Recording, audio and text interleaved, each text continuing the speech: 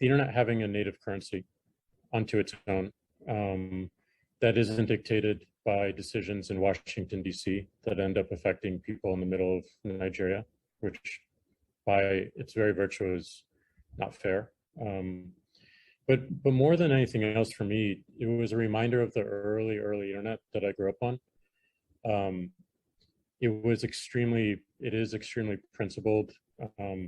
It's open source. Its workings are transparent.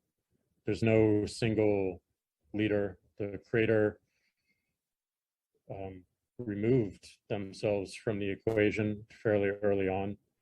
The development model and the execution and operations has been consistent and unchallenged, and more than anything else, transparent. So the biggest thing that I think it means for the world is there is a way of building for the internet, building for the world that is trusted, that is open, that is inclusive of anyone who wants to participate.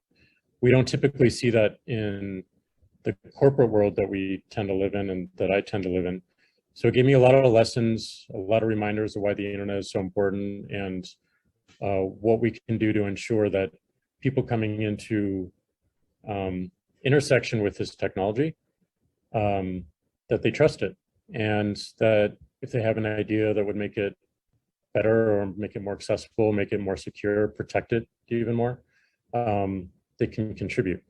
So there's so many lessons, but I think the internet having a native currency for itself opens so many doors, especially for internet companies, technology companies, but more importantly for everyday people, activists,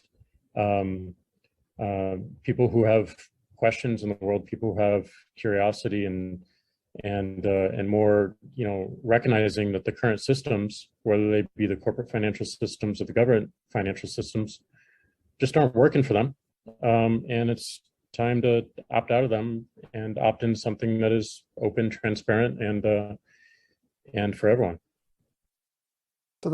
Yeah, the noble incentives of the network persisted, and the most amazing thing to me is that Satoshi didn't have to be there for that to happen. It encouraged enough thinking and questioning and curiosity that it went on and on in terms of mindset to all the developers that worked so hard during those times, and all the node operators, all the people who are using it, people that hold it. In the Bitcoin community, as you know, there's this saying which is "Don't trust, verify," and that's pretty much the ethos that has been consistent throughout my experience of it. And I think it speaks of, again, questioning, curiosity, but more importantly, doing the work to verify outcomes and verify the right outcomes.